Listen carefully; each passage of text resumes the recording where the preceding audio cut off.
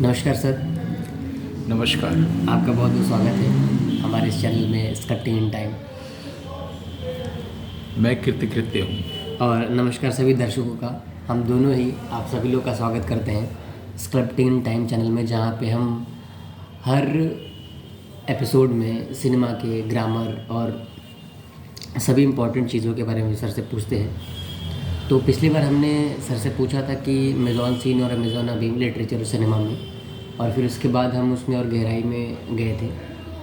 हम थोड़ा और आगे चलना चाहेंगे सर। और मेरे मन में एक प्रश्न है, जैसा कि आपने लास्ट टाइम बताया था कि मेज़ॉन सीन में कैरेक्टर्स की मेंटल स्टेट को दिखाने के लिए अलग अलग डायरेक्टर्स अलग अलग लोकेशन लेते हैं।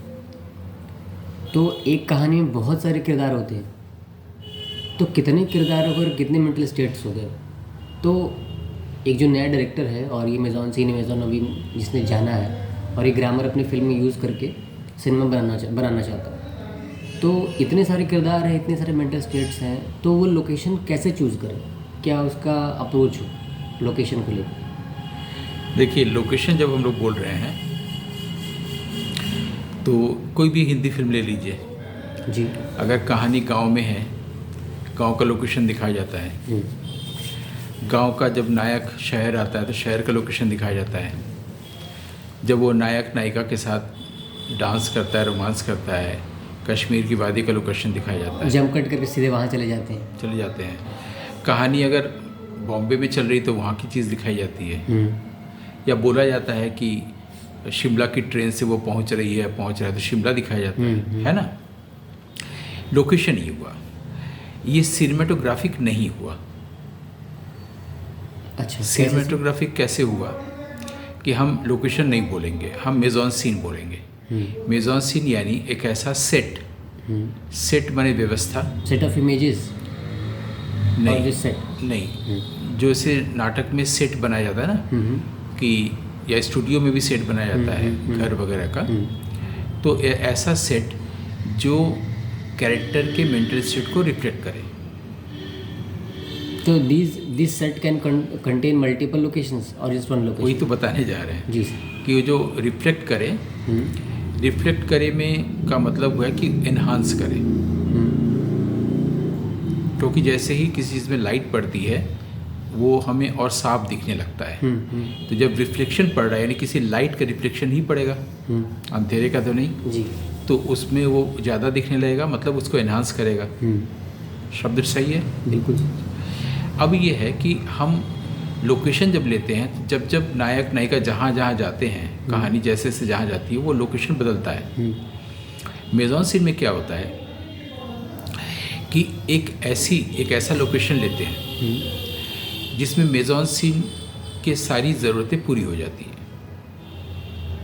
एक ही लोकेशन में जैसे फिर आते हैं, हमारी सारी फिल्में तो सिनेमेटोग्राफिकली बनी है। पद्म कौमुदी की चर्चा कर रहे थे तो उसमें मतलब जो आपको मैंने बताया था डॉक्यूमेंट्री और फिक्शन, फिक्शन और फिक्शन का जो थ्रेड है वो नहीं है, बल्कि दोनों एक दूसरे पर इंटरलेस करते हैं, है ना। तो मैं वहाँ पर जो नायिका है, जो प्रोटैगनिस्ट है और जो उनकी डिसाइपल है, उनसे मैं प्रश्न करता हूँ। सबसे पहला प्रश्न कि वो ज्योतिका रॉय की तरह से गाती थी, कौमुदी मुंशी, या सिद्धेश्वरी देवी की तरह गाती थी, या अपनी तरह से गाती थी। उनकी स्टाइल क्या थी, गायकी क्या थी। ज्योतिका रॉय की कॉन्टेम्प्रेरी थी, सिद्धेश्वरी देवी की डिसाइपल थी। तो ये जब मैं सवाल पूछता हूँ तो अगर आप गौर करें तो मैं उनका उत्तर नहीं लेता हूँ। उसके तुरंत बाद वो जो मैंने एक बहुत बड़ी इमारत ली है जो रुइन है, मैं उसमें उसका जो अभ्यंतर है, मतलब बाहर से बिल्डिंग, साइड से बिल्डिंग्स का बाहरी चीज़, और उसमें हमने कुछ गवाक्ष में मैंने उनको भी दिखाया है, उनके इंस्ट्रूमेंट को भी दिखाया है, लेकिन आपके भीतर जा कर के ऊपर से नीचे की ओर हम दिखा रहे हैं जो कि उसका अभ्यंतर है, जो अंदरूनी हिस्सा है। सेम लोकेशन है, ठीक है, सेम इमेजरी है ना। अब उसमें मैं क्या दिखा रहा हूँ कि जो पिलर्स एज बार्स हैं उसके पास से धूप ऐसे डायगोनली छन छन के आई है। जब बार्स हैं, धूप जब छन के आई है तो धूप के दो रिफ्लेक्शन के बीच में, बार के बीच में ब्लैक शैडो भी है, ठीक, इतना दिख रहा है हमको ऊपर से। अब मैंने क्या किया, हारमोनियम लिया है। हारमोनियम में जो रीड्स होते हैं वो ब्लैक वाइट होते हैं, दोनों को मैंने सुपर इम्पोज कर दिया है कि हारमोनियम में जो चीज़ लिमिटेड है वहाँ से वो अनलिमिटेड होकर के सेम वो जो सनशाइन है और उसका जो शैडो है वो उसका रीड बन गया है। यानी लिमिटेड से अनलिमिटेड की ओर गए, वास्टनेस की ओर गए, जो कि ट्वाइलाइट लैंग्वेज की खासियत है कि जो आई है मैं, वो जब माइंड इसको लिमिटेड कर देता है, माइंड का जब डोमिनेशन, ईगो का डोमिनेशन होता है, तो माइंड हमारी आई जो कि मैं वास्तव में हूँ, शिव हूँ, ब्रह्म हूँ, एक्चुअली जो मैं हूँ, वो जब आई का डोमिनेशन होता है तो माइंड इसको लिमिटेड कर देता है थ्रू माइंड। हालांकि थ्रू माइंड तब भी वो रिफ्लेक्ट करता है जब वो अपने एक्चुअल स्वरूप में होता है, वो अनलिमिटेड हो जाता है। तो अब वो माइंड के थ्रू ऐसे रिफ्लेक्ट कर रहा है। तो जो हारमोनियम होता है, जो कि कौमुदी मुंशी हारमोनियम बजा के गाती थी, वोकलिस्ट के साथ होता है, कभी वो स्वर मंडल बजाते हुए गाते हैं, कभी वो हारमोनियम बजाए गाते हैं, कभी तानपुरा ले गाते हैं, ये होता है ना। लेकिन मैंने उनकी तस्वीर देखी, मैं उनसे कभी नहीं मिला हूँ, मैंने उनकी तस्वीर देखी कि वो हारमोनियम बजा के हमेशा गाती हैं और पूरी फिल्म में कई बार दिखाया गया है ना। तो मैंने सिर्फ हारमोनियम लिया एक प्रतीक के रूप में और दिखाया कि उस पूरे चीज़ में वो हारमोनियम कैसे नेचर का पार्ट बन गया है, धूप और छाँव से मैंने दिखाया, ठीक है। तो जो मैं प्रश्न पूछा वो उत्तर इस तरह से आया, वो किस तरह से गाती थी। और जब मैंने ये दिखाया तो उनकी आवाज़ डायरेक्ट सुनाई, उनकी डिसाइपल की नहीं। मैंने कौमुदी मुंशी की आवाज़ में बता रहा हूँ, उनकी स्टाइल बता रहा हूँ और उसका विजुअल ऐसे बना रहा हूँ। तो जो हमने एक लोकेशन लिया, एक शहर जिसमें वो उतनी बड़ी इमारत, तो वो क्या हुआ है कि हम उसको इमेजरी बोल रहे हैं। अब वो इमेजरी ही हर बार पूरी फिल्म को डिफाइन करता चल रहा है, जो बताता चल रहा है, हमको अलग से कोई लोकेशन नहीं जाना पड़ रहा है, ठीक है। अगला एग्जाम्पल लें, बर्गमैन की फिल्म है सेवेंथ सील, उसमें दिखाया जाता है समुद्र किनारे उसका जो एक व्यक्ति है नायक, वो डेथ से बात करता है और शतरंज खेलता है, ठीक। अब कहानी आगे बढ़ती है, अब वो डेथ के साथ का शतरंज खेलना कंटिन्यू करता है, बीच बीच में डेथ अपीयर होता है कि देखो मैं हूँ, अभी अभी तुम बाल बच्चे हो, फिर तुम जीते नहीं, तुम जीत गए, मैं अभी तक हारा हुआ हूँ, चल रहा है हम लोग का खेल।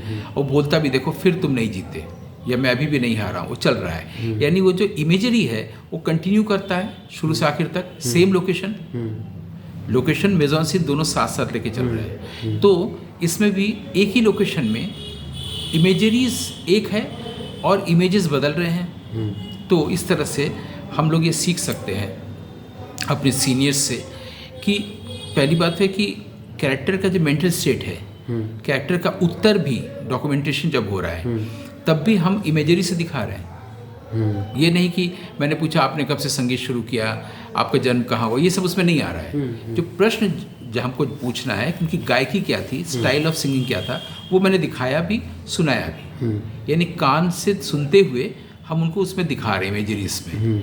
यानी मेजॉन सीन का भरपूर यूज़ कर सकते हैं एक ही लोकेशन पर, और वहाँ पर उसके मेंटल स्टेट को अलग अलग दिखा सकते हैं अगर हमने लोकेशन सही चुना है तो अगर हमने सिर्फ गांव, शहर और गुलमर्ग की पहाड़ियाँ चुनी है तब नहीं दिखा सकते। इसलिए एक कमरे में भी पूरी फिल्म बन सकती है, और उस कमरे में धूप, उसके बगल में कोई गुलाब का फूल, खिड़की के ठीक बाहर उनके तरह से, ऑस्कर वाइल्ड की तरह से, अंदर कोई दिया जल रहा है, एक कमरे से दूसरे कमरे में जाना, ऐसे दरवाज़ा, सबका यूज़ हो सकता है। फॉर एग्जांपल कि एक फिल्म बनी थी मिली, ऋषिकेश मुखर्जी की, उसमें एक घर में किराया लेकर के अमिताभ बच्चन रहते हैं, और जो मकान मालकिन की बेटी हैं जया भादुड़ी, वो बच्चों से बॉल खेलती हैं। अब बॉल एक बार चला जाता है ऊपर उनके पास, वो मांगने जाती, देखती हूँ गुस्से से भरे हुए हैं, शराब पी रहे हैं, गुस्से से भरे अमिताभ बच्चन।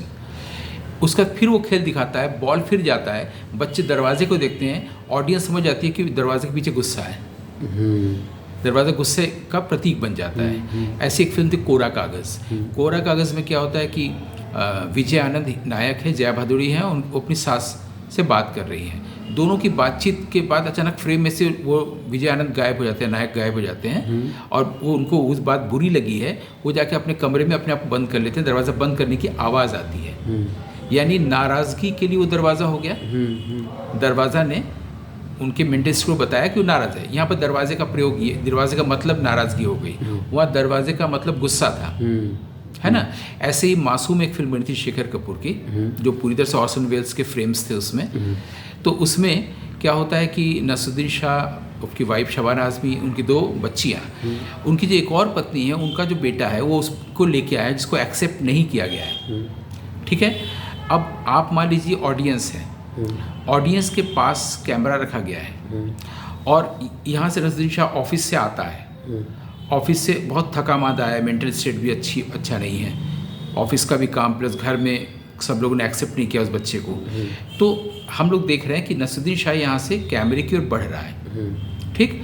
और हम लोग ये भी देख रहे हैं कि इस साइड में एक दरवाज़ा है, वो पूरा खुला हुआ, जिसके अंदर कमरा है, कमरे में शबाना आज़मी कपड़े बदल रही है, ठीक। अब नसरुद्दीन शाह ऐसे करके आएगा, ये बेडरूम है, बेडरूम से आगे शायद कहीं जाएगा, कैमरे की तरफ आ रहा है। जैसे वो दरवाजे पास आता है, कमरे की ओर देखता भी नहीं है, दरवाज़ा शबाना आज़मी बंद कर लेती है। मतलब अब वो उनसे थोड़ा सा दूरी हो गई है, हम अब एक नहीं रह गए, तुम किसी और के भी हो, तो उसको रिफ्यूज़ कर रही है, यानी दरवाज़ा फिर से दरवाज़ा है, वो रिफ्यूज़ल का एक प्रतीक बन गया, है ना। एक ही दरवाज़ा, एक ही घर, एक जगह कहीं गुस्सा है, कहीं नाराज़गी है, और कहीं पर ये रिफ्यूज़ल है ना। तो इस तरह से हम लोग देख सकते हैं, समझने के लिए कि दरवाज़ा ही मेंटल स्टेट को कितने तरीके से व्यक्त कर सकता है।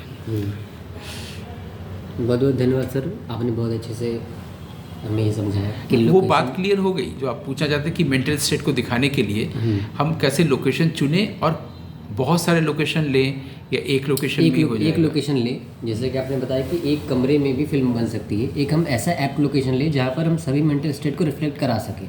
हाँ, मूल काम है मेजॉन सीन, न कि लोकेशन। जी जी। कोई कमरे में आप हैं, आप कैसे बताएं कि वो कमरा बदायूं का है कि पीलीभीत का है कि स्टूडियो है। जी जी। तो एक ऐसा ऐप लोकेशन जहाँ पे सारा मेजॉन सीन का सेट हम कर सकें। ये क्लियर हो गया ना जी। नेक्स्ट एपिसोड में हम इसी बात को थोड़ा और गहरे से समझने की कोशिश करेंगे। थोड़ा सा इस चीज़ को हम स्क्रिप्ट की तरफ से भी कोशिश करेंगे समझने का। इस बार हमने सिनेमेटोग्राफी आपने वो देखा जब उनके सवाल पर मैंने उत्तर के रूप में, हर कोई वेट कर रहा है कि उत्तर होगा ना, और हम कहीं और ले गए, तो वहाँ पर क्या हुआ, कट भी हुआ, तो कट का प्रयोग भी आ गया, और सुपरइम्पोज किया। जो हर आदमी की अपनी अपनी स्टाइल होती है ना फिल्म मेकिंग की। जैसे तारकोस्की फिल्म देखेंगे तो एक बेड है, वो घूमने लगेगा और ऊपर उठने लगेगा, है ना। तो हमारी फिल्मों में सुपर इम्पोजिशन का बहुत यूज़ होता है, तो सुपर इम्पोजिशन भी और कट भी आया, बिल्कुल एक खास चीज़ है ना। तो ये चीज़ भी देखा जा सकता है कि प्रश्न का उत्तर तो हमने दिया, लेकिन किस तरीके से दिया। हाँ, उसका शब्द में उत्तर नहीं दिया कि शब्द की जगह पर हम साउंड दे सकते हैं, म्यूजिक दे सकते हैं, तो बार बार शब्द ही रहे। अगर शब्द के साथ शब्द ही चलेगा तो क्लासिक सिनेमा या टॉयलेट सिनेमा कभी नहीं हुआ, या पोएटिक सिनेमा कभी नहीं हुआ। आपने उसी प्रश्न का उत्तर सिनेमेटोग्राफी के लिए दिया। एग्जैक्टली।